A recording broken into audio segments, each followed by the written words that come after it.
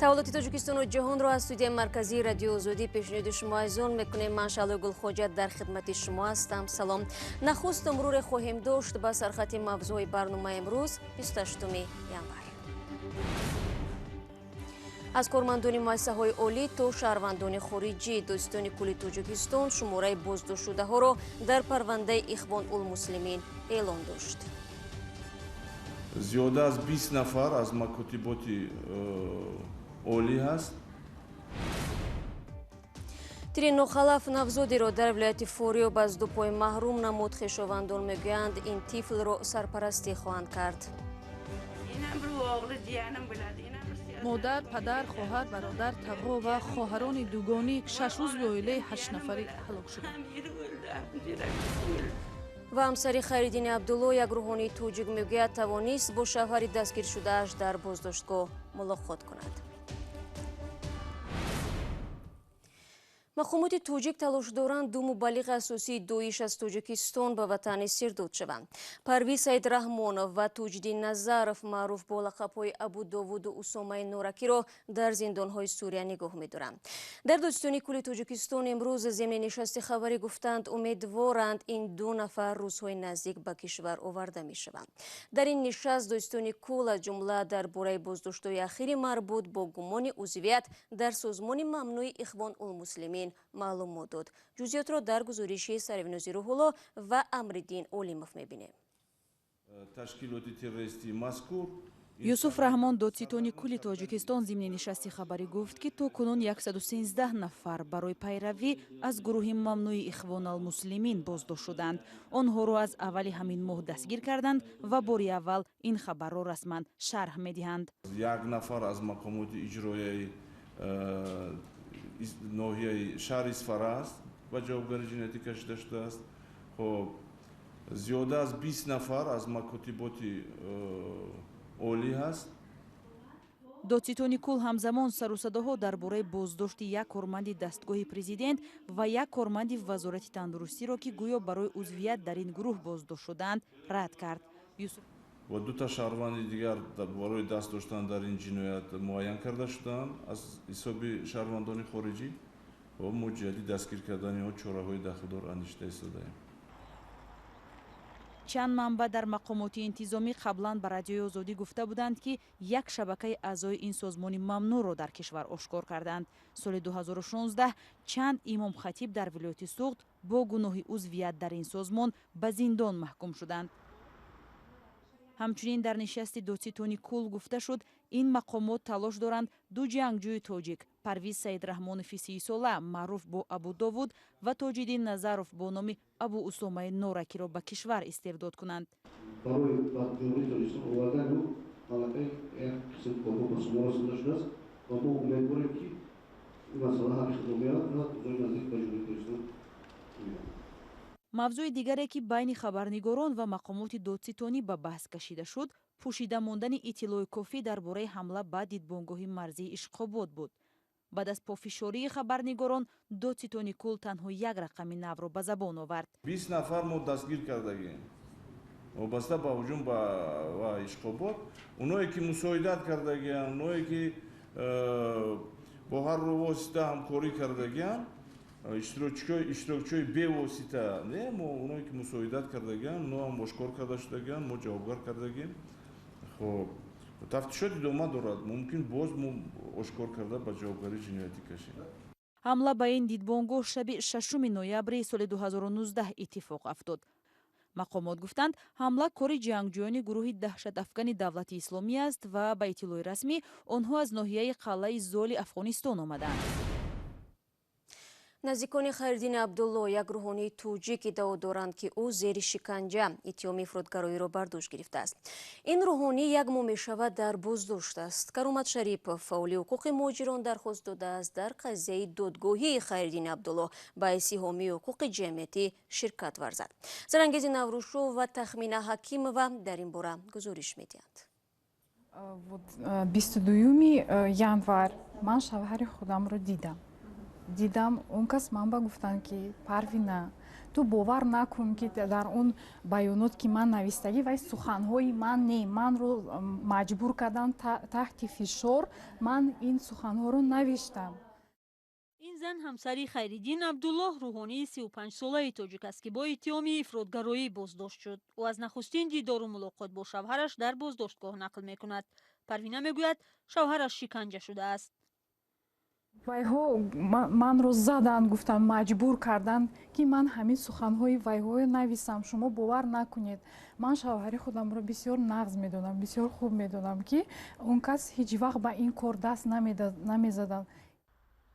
مقامات دعای شکنجه شدن خیریدین را رد میکنند، اما میگویند دلیل دارند که او به ترغیب عقیده‌های افراطی مشغول بود. نسبت این روحانی با اتهام افراطگرایی پرونده باز شده است. نزدیکان خیریدین عبدالله به این اتهام باور ندارند. پروینه همسر خیریدین میگوید شوهرش برعکس سالها در روسیه بر ضد تندروان مبارزه برده است.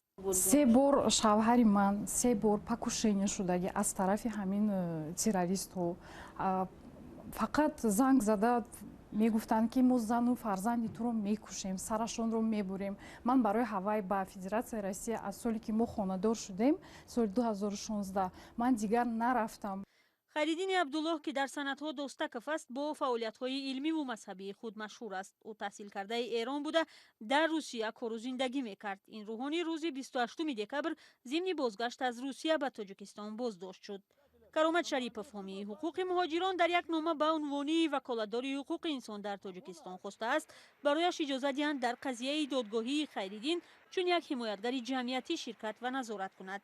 مقصد من آن بود که با خود وکالتدار تاجیک ما به رساندن که امروز نه تنها من تیارم همچون وکیل به خیریدین عبدالله و از طرف شما باید شخصی شود. باید گفت که ما راضی هستیم و در حالت پروسس سودی سر شود ما نماینده خود را به اونجا میپردازیم. همسری روحانی بازداشت شده برای حمایت از حقوق شوهرش به دستگاه رئیس جمهور دادستانی کل کشور هم مراجعت کرده است. بینندگان عزیز، تو این دقیقه برنامه ما دو گزارشро ба шумо пешниҳод кардем. яке дар бораи нишасти хабарии доистони кол ва дигаре аз тафсилоти дидори ҳамсари Хайриддини Абдулло Рӯҳонии 35 солаи тоҷик ки бо иттиҳоми ифротгароӣ дар боздошт аст. ҳоло таваҷҷӯҳ кунед ба як огаҳӣ ва баъди он барномаро бо хабару гузоришҳои дигар пай мегирем.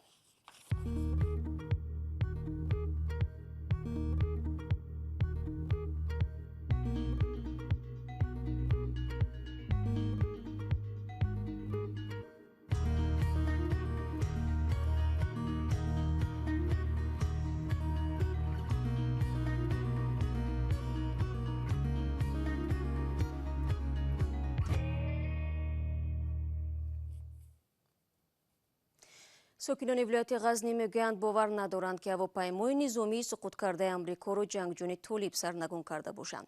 ویدیوی بخش افغانی رادیو آزادی که 3.5 ساعت بعد فلاکت دیروز برداشته شده است، هواپیمای پاره شده بمبانداز A-11 را نشان میدهد که هنوز کسی به آن نرسیده است. چنین هواپیما را نظامیان امریکایی برای عملیات‌های اکتشافی الکترونی استفاده میبرند. یکی از ساکنان گفت که چگونه افتادن هواپیما را دیده است. ماموریت ناتو که زیر رهبری امریکا در افغانستان عمل میکند جزئیاتی درباره سقوط هواپیما نداده است. در محل حادثه 2 جسد سوخته دیده می شود. در همین فاریاب نوزادی که سالم به دنیا آمد بعد 40 روز حیاتش از 2 پای محروم گشت. جنگ در افغانستان از این طفل نه تنها پایها بلکه عزیزانش را هم گرفت. قبل از تقدیم گزارش خاطررسان میکنم که آن صحنه‌های تکان دهنده دارد. طایر سفر با جزئیات بیشتر.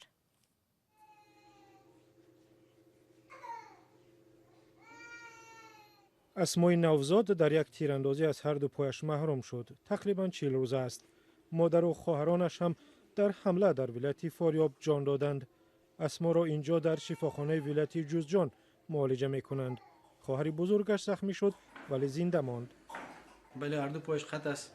دیگه او چیزی بوده که مرمی اصابت کرده، استخوانش تخریب شده بود. از خاطر هر 2 پایش یکیش خود محل حادثه قطع شده بود، دیگه‌ش هم بسیار زیاد کم ارتباط داشت که هم چون حیاتت خود از دست داده بود هم دور شده از پیشش و هر 2 پایزی برای فعلا قطع است.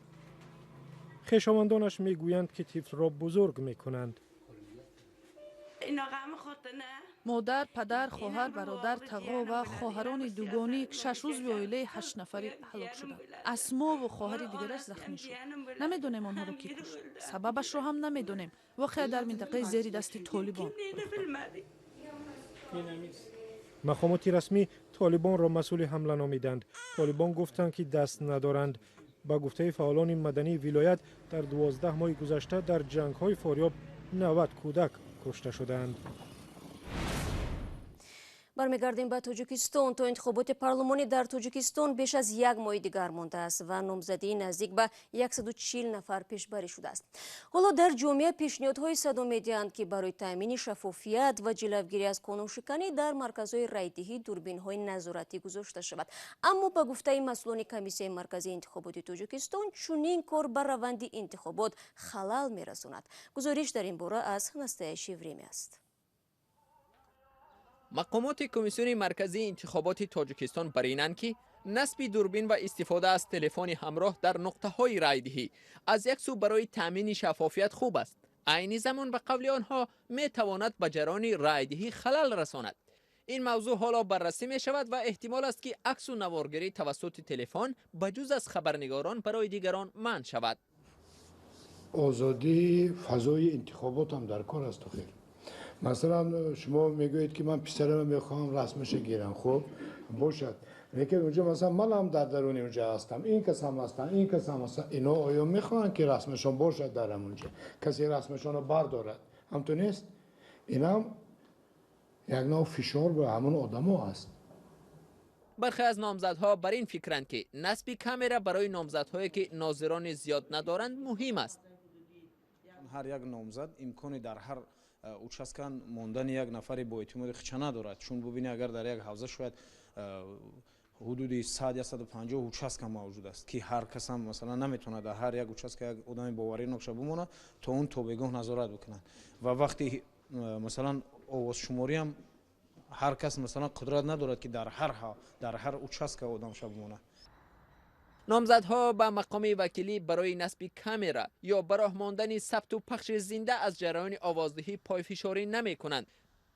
то имрӯз ягон шикоят дар нисбати шаффофияти гузарондани интихоботҳои гузаштаро мо эҳсос накарда будем ва албатта умед дорам ки интихоботи соли 2020 бо тамоми дараҷаи баландтарини шаффофият гузаронида мешавад. таҳлилгари тоҷик абдумалик қодиров мегӯяд тибқи қоида райдиҳии интихобкунандагон дар утоқҳои пӯшида ва махфӣ сурат мегирад, вале кори масъулини нуқтаҳои райдиҳӣ ҳисоби овозҳо ва кушодани қуттиҳои райи мардум бояд таҳти назорати нозирон бошад. ба бовари таҳлилгар агар комиссиони марказии интихобот наворгириро дар нуқтаҳои райдиҳӣ манъ кунад, пас мехоҳад қонуншиканиҳоро пинҳон дорад. дар кишварҳои худкома вақте ҳукумат мехоҳад чизеро аз мардум пинҳон дорад, кӯшиш мекунад ки шаффоф набошад. онҳо роҳу баҳонаҳои мухталиф меёбанд то мардум имкони назоратро надошта бошад.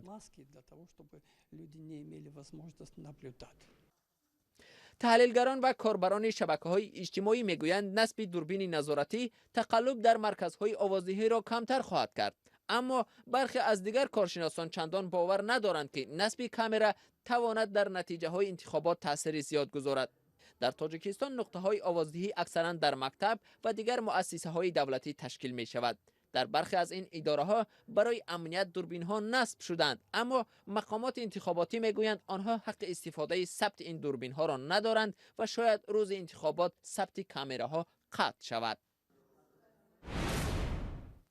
ва Фотима Мирзоқулова, яке аз кӯҳансолтарин шаҳрванди Тоҷикистон ки ба гуфтаи мақомот 127 сол умр дошт, аз дунё даргузашт. ин зани кӯҳансол дар ноҳияи Ашт зиндагӣ мекард ва ба навиштаи сомонаи расмии мақомоти ин ноҳия 3 аср зиндагӣ кардааст. вақти барномаи мо инҷо ба поён расид. ташаккур аз якояки шумо азизон ки то ин лаҳза ба мо будед. ахбори аз ин бештарро дар сомонаи радиои озодӣ зери нишони cw.ozodi.org пайдо бикунед ва дар саҳифаи озодӣ видео бубинед. фаромӯш накунед, фардо субҳи барвақт дар навиди бомдодӣ шуморо мунтазир мемонам. то фардо, худо нигаҳдорад.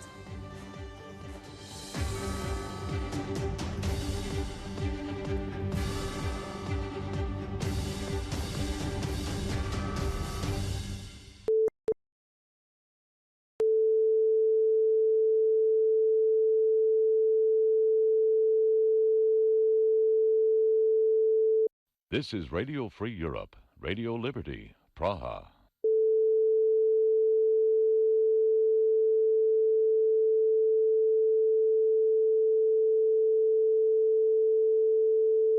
This is Radio